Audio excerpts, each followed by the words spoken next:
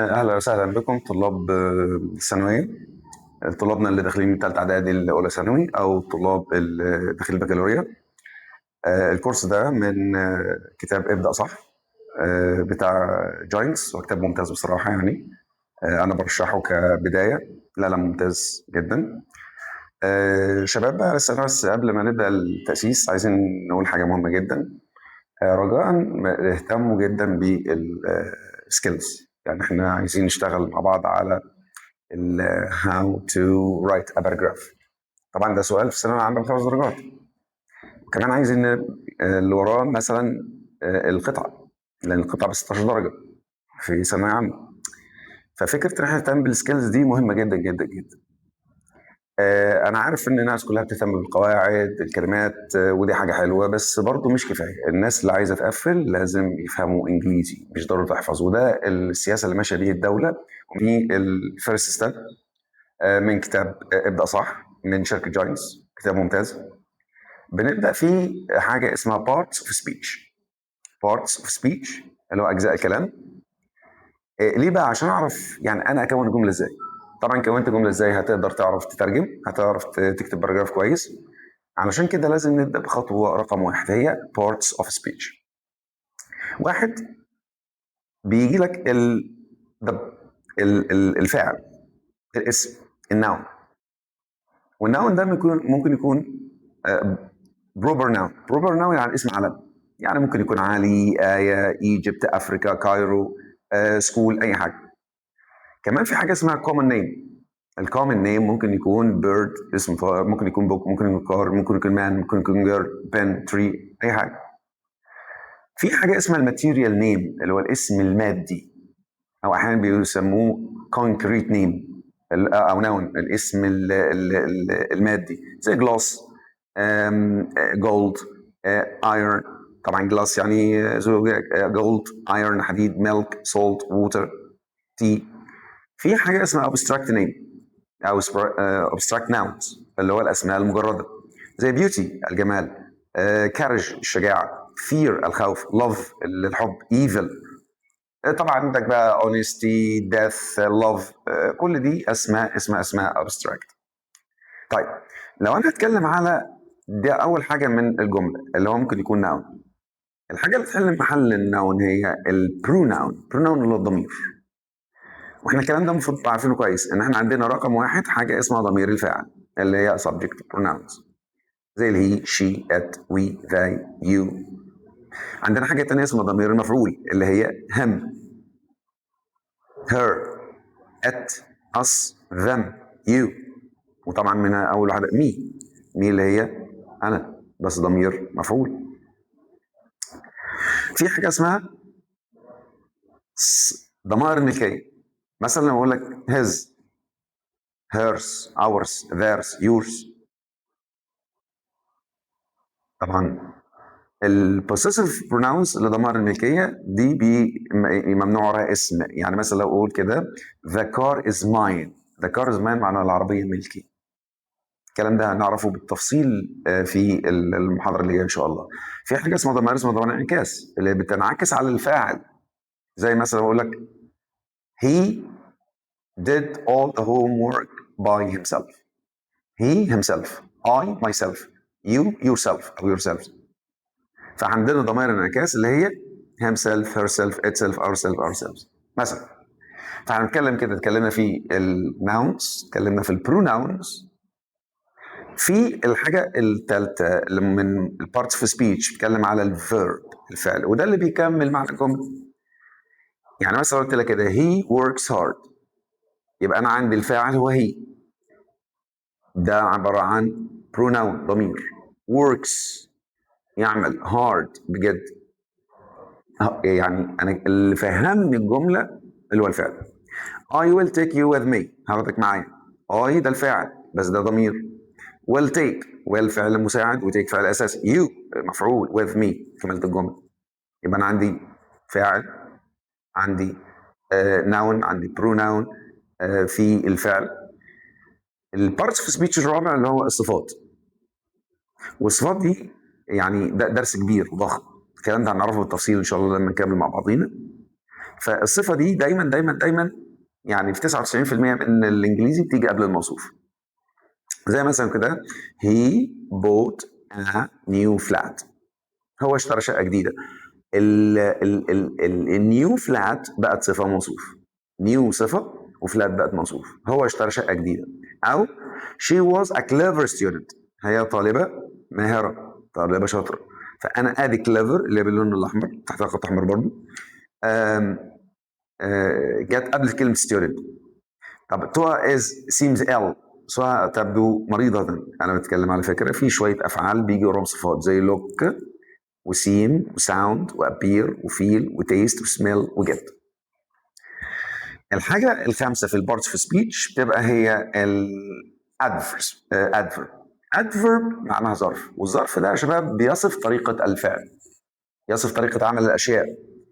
يعني مثلا لو قلت كده he runs quickly، هو runs quickly، هو يجري بسرعة. أنا هنا ما قلتش إن هو سريع، أنا قلت إن هو طريقة جريه بسرعة.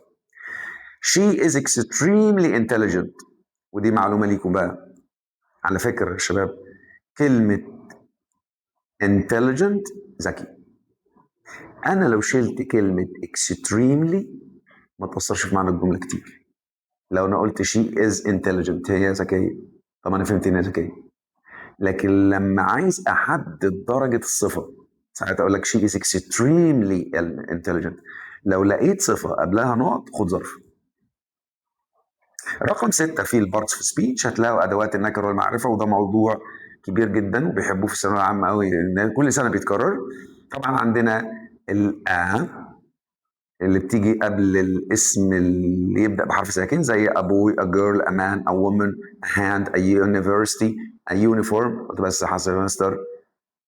عندنا اليو حرف متحرك وخدت ما خدتش ان. الناس اللي عايزه تعرف الحروف المتحركه ادي الوش اهو الحلو اهو، ادي الاو، ادي الاي، ادي الاي، ادي الاي، ادي اليو. دي الحروف المتحركه. طب ليه حرف متحرك؟ ليه قلت ان يونيفرستي ما قلتش ان يونيفرستي؟ خليكم يا شباب فاكرين ان لو عندنا اليو اتنطقت يو هتاخد مش ان.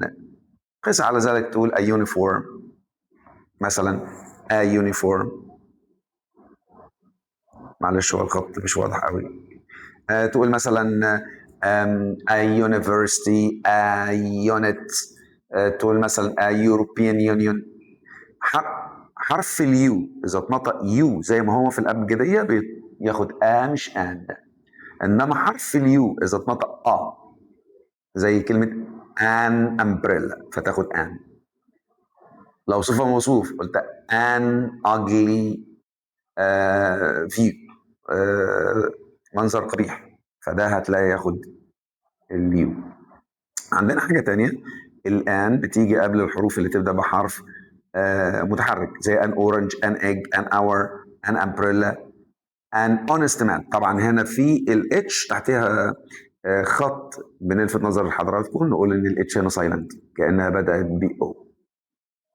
طبعا عندنا ذا ده المقصود هي اداه التعريف. يعني انا مش اقول لك ذا بوي يبقى انا بقصد الولد ده. يا شباب هات معاكم ذا بوك ده يبقى كتاب، يبقى انا قصدي كتاب الانجليزي مثلا. ذا ابقى انا محدد حاجه انتوا فاهمينها. طبعا الموضوع ده كل موضوع من المواضيع دي بناخد محاضره فيها لوحدها ان شاء الله بالتفصيل شديد. الرقم 7 هتبقى البروبوزيشن. طبعا عندنا باي وفور وان واوت واوتسايد وتو وذ وذاوت واندر كتير جدا، وكل واحده ليهم استخدام رائع ومدهش هنشوفه بعدين. رقم 8 حاجه اسمها الكونجنكشنز اللي هم الروابط. طبعا عندنا في روابط الاضافه زي and و in addition، وعندنا طبعا روابط السبب زي because و since و as و due to و owing to. عندنا روابط او because of. طبعا عندنا طبعا روابط النتيجه زي so و that's why. عندنا روابط التناقض اللي هي although و in spite of و despite و but. عندنا روابط زي so that طبعا حاجه جامده جدا while before after as soon as. كل دي روابط. فطبعا كده بقى عندنا كام حاجه يا شباب؟ عندنا 8 parts of speech، اجزاء الكلام، نرجعهم مع بعض بسرعه. عندنا الناونز، عندنا عندنا الناونز، عندنا البروناونز، عندنا الفيربس، عندنا الادجكتيفز، عندنا الادفيرب، عندنا الارتكلز، عندنا البروبوزيشنز، وعندنا كمان الكونجنكشنز. طب لو حد فيكم يحب يحل معايا سؤال. Which of the following is an article؟ أي من الآتي هو أداة؟ an، on، in، when. طبعا ال on وال in دي prepositions، وال when ده تعتبر conjunction اللي هو رابط. يبقى أنا ما عندي غير an. The word chair is a أو an. chair هل هي pronoun؟ هل هي ضمير؟ ولا noun اسم؟ ولا verb فعل؟ ولا adjective صفة؟ طبعا pronoun ما تنفعش، وverb ما تنفعش، وadjective ما ينفعش، فتلاقي الإجابة الوحيدة اللي هي الnoun. Which of the following is verb؟ أي من الآتي هو فعل؟ them ولا raise ولا ذا ولا so؟ so مش هتنفع عشان ده أداة رفع. ذا ده ده أداة تعريف. them ضمير مفعول، ما هتلاقيش عندك غير ال raise. Which of the following is a conjunction؟ أي من الآتي هو رابط؟ without، poor، although، and. الآن ده عبارة عن article. الpoor دي صفة فقير، without ده حرف جر، هتلاقي عندك هي كلمة although. وهكذا لما إن شاء الله تشتروا المذكرة أو تكون معاكم هنقدر نحل الباقي. عندنا الجزء الثاني من الحصة من المحاضرة هي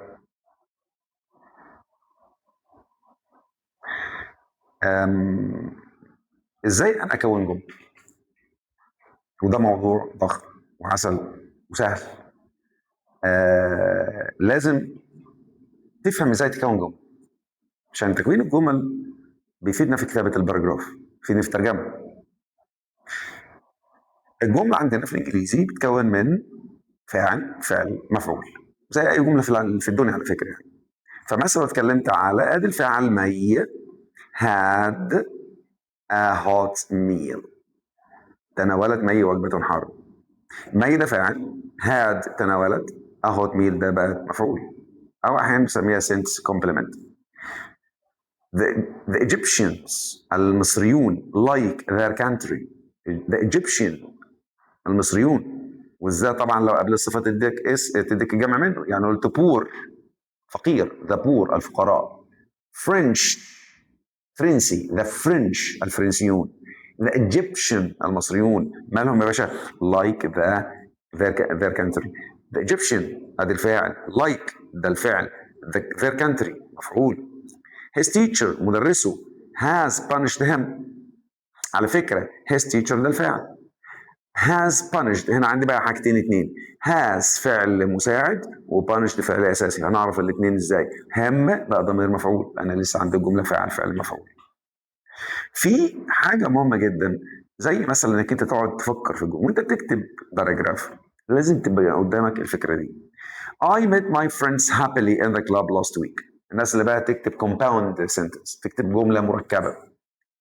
فأنا عندي الأساس فعل مفعول، ممكن أكمل مثلا ظرف كيفية، ظرف مكان، ظرف زمان. I فاعل، met فعل، my friends مفعول، happily بسعادة. كيف قابلت زمايلك؟ happily. وبعدين in the club في النادي. وبعدين last week. يا باشا أنت بقى عندك جملة رصينة زي الفل. طب he studied the lesson hard. هو ذاكر بجد الدرس. هو فاعل، studied ذاكر ده الفعل، the lesson المفعول، hard ادي ظرف الكيفيه، in his room في الاوضه بتاعته، yesterday امبارح.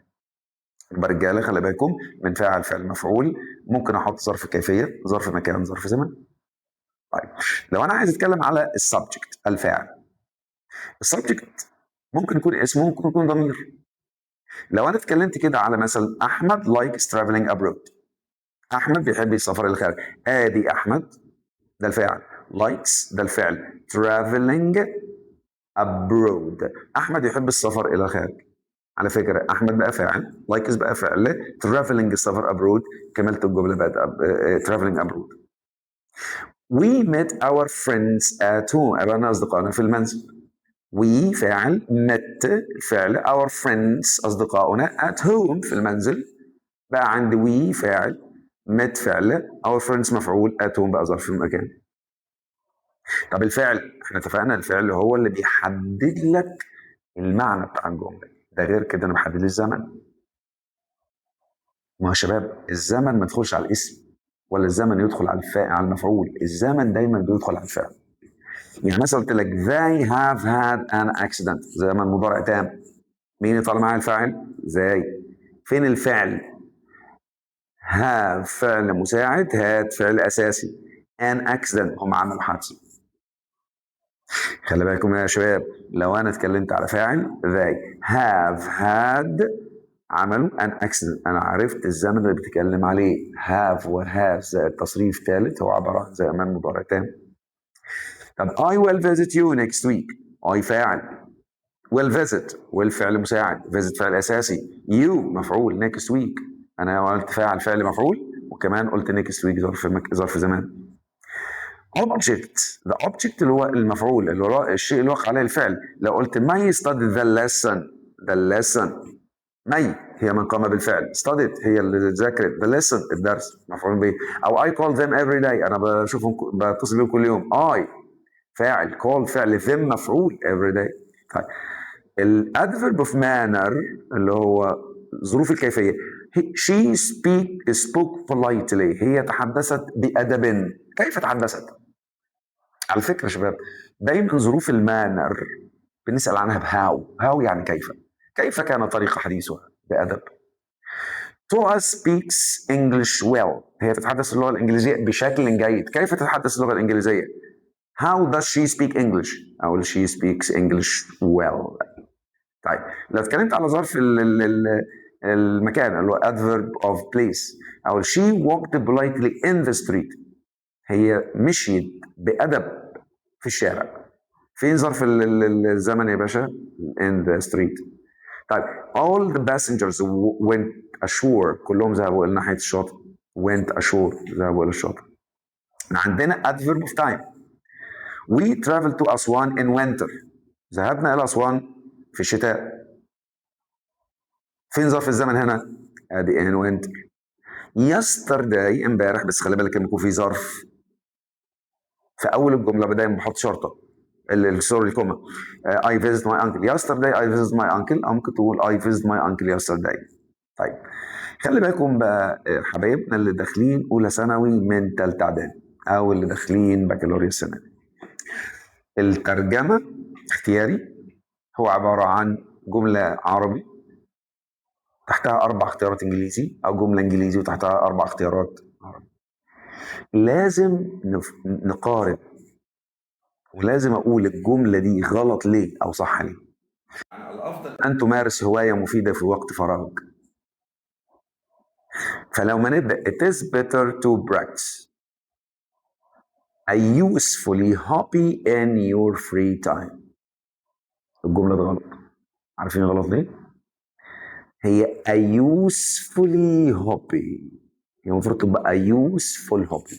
useful hobby صفه وموصوف، هوايه مفيده مش هوايه بشكل مفيد. يبقى انا عرفت الغلط هنا فين. طب نمسك الثاني. It is better to practice a useful hobby in your freedom time. أو أنا هقول وقت فراغك مش وقت حريتك، كلمة freedom معناها حرية، يبقى إذا أنا عرفت الغلط فين. طيب It's better to practice a useful hobby in your free time. لغاية دلوقتي الجملة مثلا نشوف الجملة في 4. It is better to practice a useful talent in your free time. الجملة بس هو قال لي هنا هواية مفيدة ولا موهبة مفيدة؟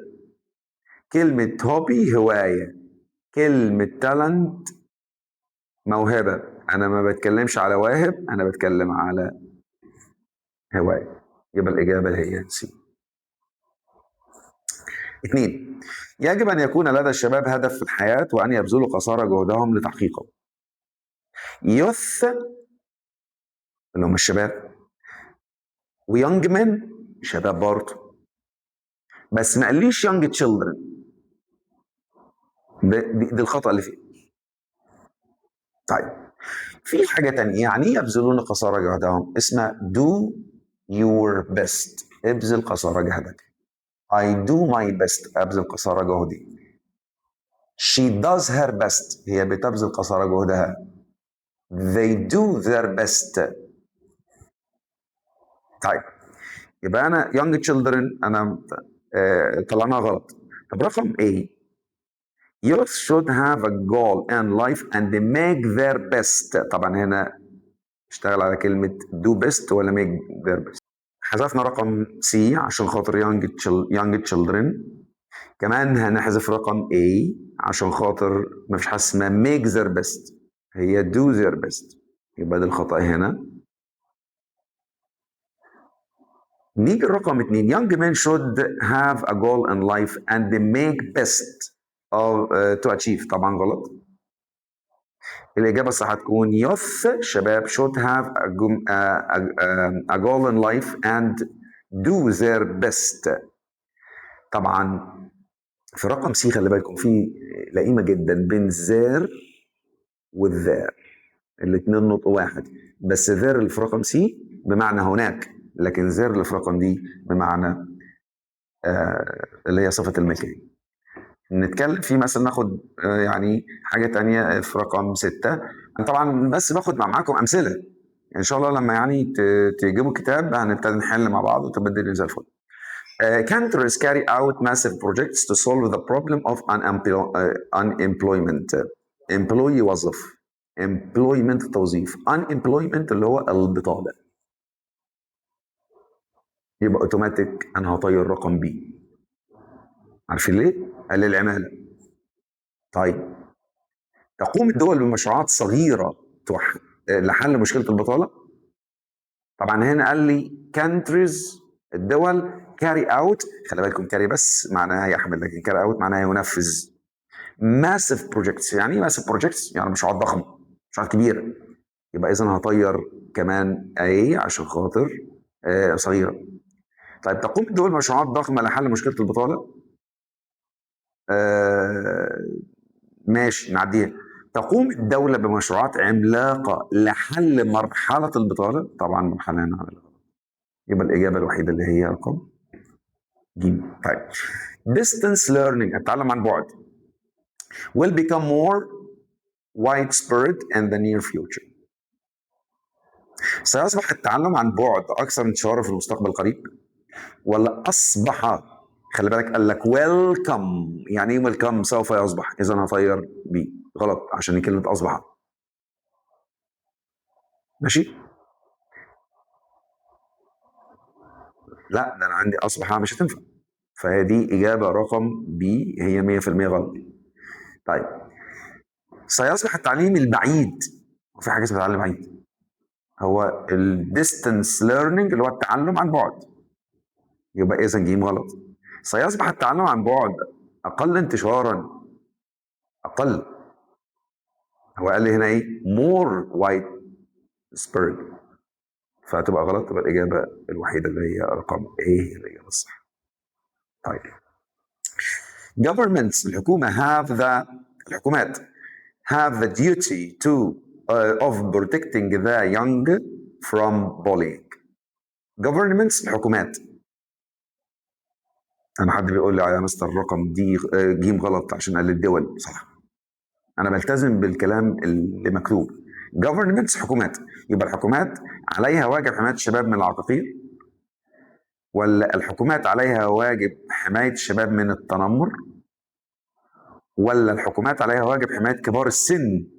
طبعا هنا قال لي young الصغار الشباب، إذا كبار السن غلط.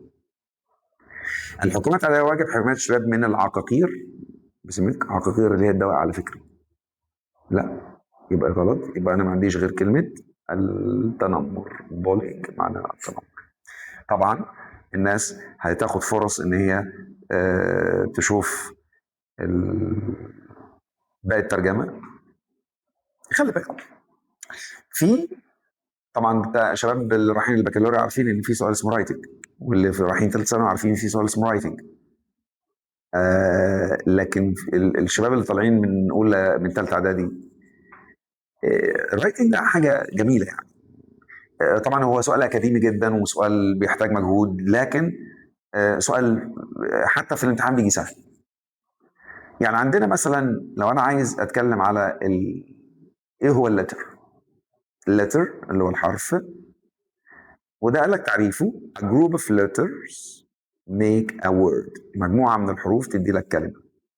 و group of words، ومجموعة من الكلمات make a sentence تدي لك جملة. و group of sentence، ومجموعة من الجمل make a paragraph تعمل لك فقرة.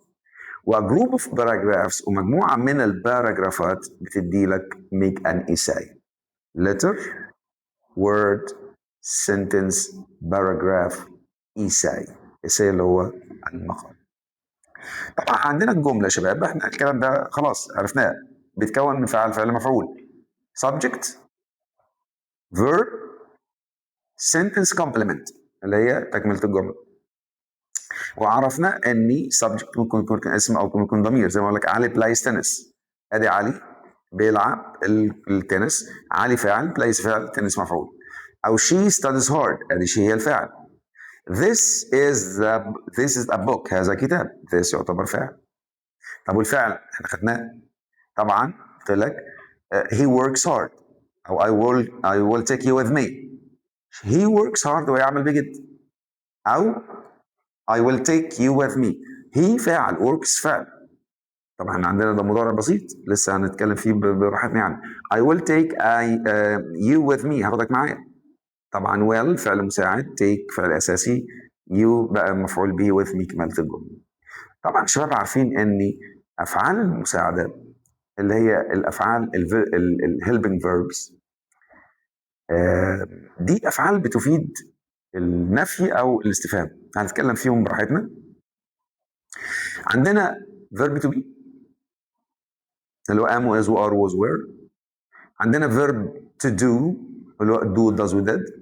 عندنا verb to have الhave والhas والhad.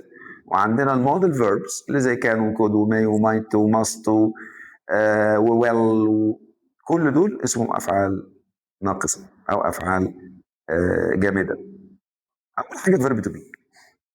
شباب انا لما اكون بتكلم في افعال مساعده، هي بتفيدني في حاجتين اتنين. تفيدني في النفي، لو قلت علي is playing tennis now، طب عايز انفيها علي isn't playing tennis now. طب عايز اعمل سؤال بهل did he play tennis yesterday، انا لو ما عنديش ده مش هعرف اعمل سؤال. يبقى فائده الافعال المساعده في حاجتين اتنين: يا نفي يا استفهام.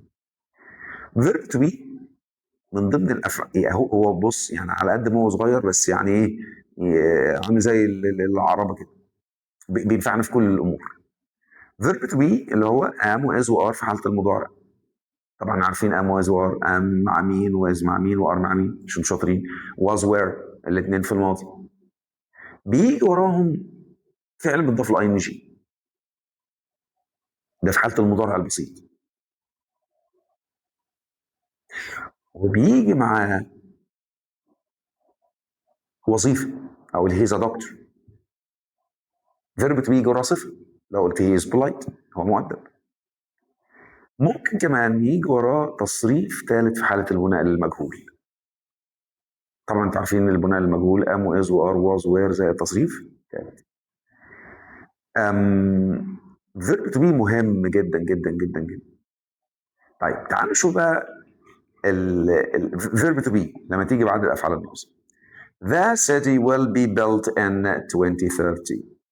المدينه سوف تبنى، ده مبني للمجهول. طبعا انا عارف ان will بيجي ورا الفعل فين؟ في المصدر، فجميل. يبقى the city will be built in 2030 أو the race is expected to be cancelled. السباق يتوقع أنه يتم إلغائه is expected to be cancelled. طبعا to عايزه فعل فين؟ في المصدر، فانا لازمني be كمصدر. طيب لو انا هتكلم في مثلا في verb to be لما يكون مبني للمجهول. The meal was being cooked at 7 o'clock yesterday. الوجبة كانت بتطبخ الساعة 7 امبارح. طبعا was being cooked دي صيغة البناء المجهول. طب لو هبني المجهول مثلا في أزمنة التامة. This novel هذه النوفل has been published نشرت since I was 10. has been published. طبعا السلسلة اللي هنتكلم فيها من العمالقة اسمها ابدأ صح. كتاب هايل وممتاز جدا. طيب verb to have. verb to have ده اللي هو طبعا have لها أكثر من معنى. يعني مثلا have يمتلك، have يتناول، have يقضي، have يحصل له زي ما قلنا he has an accent أو he had an accent. فhas وhave هما المضارع. الماضي منهم have وتصريف ثالث منهم has وهاف في المضارع، had في الماضي البسيط، had في تصريف ثالث. طبعا في حاجات كتير يعني احنا بنقولها بسرعه في المحاضره الاولى، بس انا بديكم فكره يعني تكوين جمله، لكن فكره القواعد لسه احنا مكملين فيها بشكل قوي جدا بعدين. طيب لو انا مثلا قلت لك حاجه في زمن الازمنه، في الازمنه التامه اللي هو المضارع التام has وهاف ذات تصريف ثالث، ماضي تام هذا تصريف ثالث، وعندنا طبعا المضارع التام المستمر والماضي التام المستمر، بس ده مستوى متقدم شويه، احنا لسه بنتكلم بالراحه. بقول حاجه يا شباب، لو قلت علي doesn't have many friends، علي لا يمتلك الكثير من الاصدقاء. لو انا عايز اقول علي يمتلك الكثير من الاصدقاء من نفس الجمله دي اقول علي سوري علي has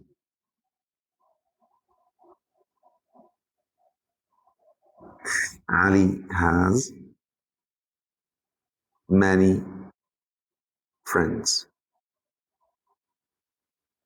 الكتابة طلع عشان نظبطها تقنيا. طيب لو قلت كده علي has many friends، لو انا عايز انفي has، واحد يقول لي hasn't، اقول له لا، has هنا فعل اساسي. لما فعل اساسي واجي انفيه لازم اجيب له يدويه تصغير.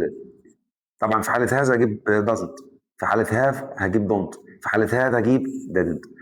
فاقول كده علي has many friends، النفي بتاع علي doesn't have many friends. طب آية has got any sisters، آية hasn't got any sisters، آية لا تمتلك أي أخوات بنات. على فكرة الإثبات بتاع الجملة دي أقول آية has got many sisters. طب ليه هنا أنا has got نفيتها ب hasn't got، وhas بس نفيتها ب doesn't have. دي مهمة جدا. has في الجملة الأولى بتاعت علي فعل أساسي، لكن has في الجملة الثانية بتاعت آية فعل مساعد. واحنا اتفقنا لما يكون عندك فعل مساعد هو ده اللي بنستخدمه في ايه؟ بنستخدمه في النفي والسؤال. طيب لو انا هتبقى مبنيه المجهول حلو قوي، او she has bought a car، هي اشترت سياره. طب عايز ابنها المجهول a car has been bought. المبني المجهول ده موضوع ضخم جدا وهنشوف نتكلم فيه حلو قوي. do اللي هو من الافعال المساعده الجميله. do does في المضارع، did في الماضي، التصريف الثالث منها طبعا done.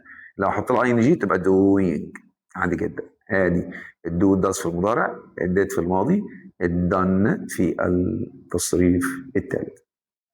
do بمعنى يفعل على فكره، هي تيجي بفعل اساسي بمعنى يفعل لما بقول I do my homework، لكن لما يجي بفعل مساعد احنا هنعرف سبب. I don't like smoking، انا ما بحبش التدخين.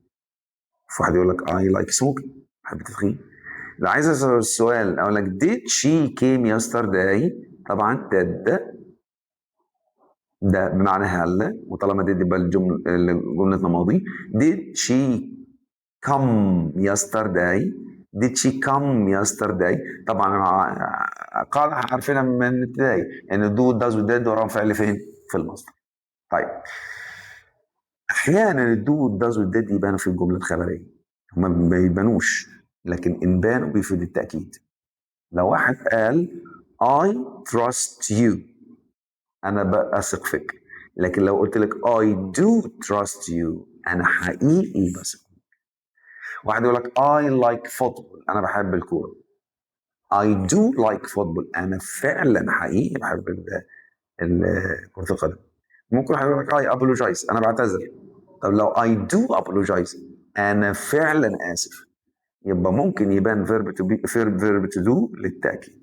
طبعا الأفعال الناقصة يا شباب اللي هي will، الماضي من would، can، could، must، shall، should، may، might، دي أفعال ناقصة بيجي وراها الفعل في المصدر. طبعا لو قلت لك كده، طبعا مصدر من غير to. I can carry this heavy bag، can ادي كان اهي وراها الفعل فين؟ في المصدر. You might work much، might. طبعا الحاجة الثانية يبقى احنا كده خدنا الفعل، ممكن يوجد فعل مساعد أو فعل أساسي. الكومبلمنت اللي سنسنج كومبلمنت اللي هي أكملة الجملة اللي هو المفعول. I saw علي، أدي علي ده أكملة الجملة اللي هو المفعول.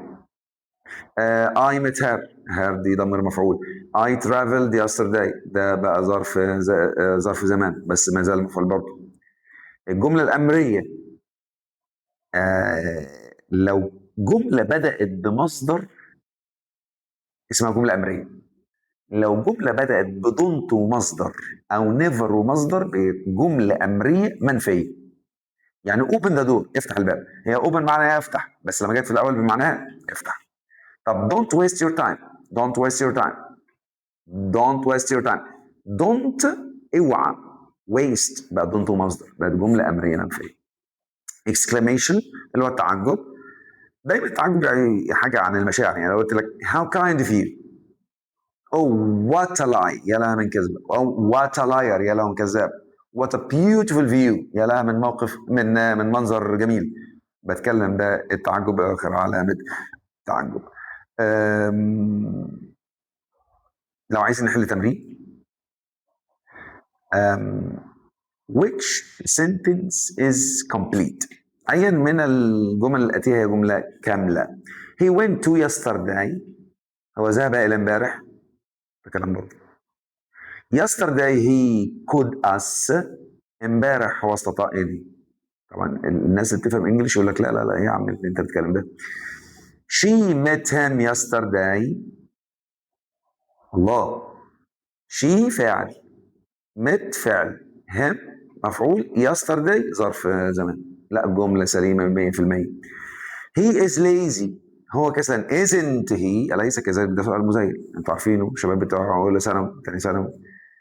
بس في الاختيار دي مفيش isn't هي isn't بس، اذا الجمله غلط غلط هي اللي بصح.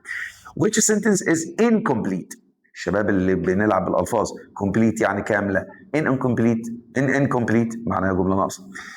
the chef cooked lunch، جمله كامله 100%. chef فاعل، cooked فعل، lunch مفعول. the bus broke down، الباص تعطل. fortunately لسوء الحظ fortunately he is uninjured، لحسن الحظ هو ما تعورش. the house collapsed، الهاوس collapsed معناها ان هو المنزل انهار. طب تعالوا نشوف. the chef فاعل، cooked فعل، lunch مفعول. الجملة كاملة؟ طبعا الجملة كاملة. the bus broke down او الاتوبيس تعطل، الجملة سليمة.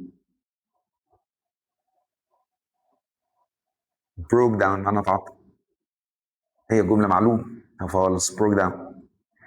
fortunately لحسن الحظ he uninjured، هسيبكم انتوا تجيبوها ازاي.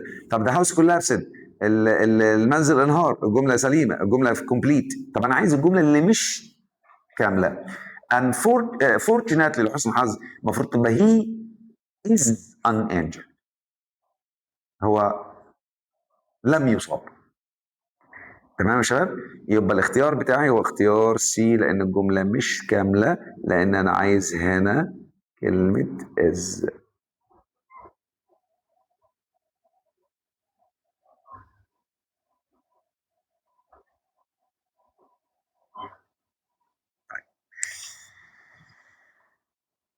طب لو عايزين احنا نشوف الخطأ اللي في الجملة دي، مين طلع الخطأ اللي في الجملة دي يا شباب؟ What you were do when your father come. What you were do when your father come. أنا عندي أخطاء بالهبل، عندي أخطاء كتيرة جدا. هي الجملة دي جملة ماضي بسيط بيقطع ماضي مستمر لو تفتكروا كلام إعدادي ده واحنا صغيرين. يعني أنا لو عندي رابط when في الجملة يبقى عايز قبلها ماضي مستمر وهنا ماضي بسيط، صح؟ اخدناها زمان دي. يبقى احنا عايزين اولا ده سؤال، طب what were you doing when your father came؟ يبقى لو حبيت اتكلم كده بقول what were you what were you doing؟ ماذا كنت تفعل when عندما your father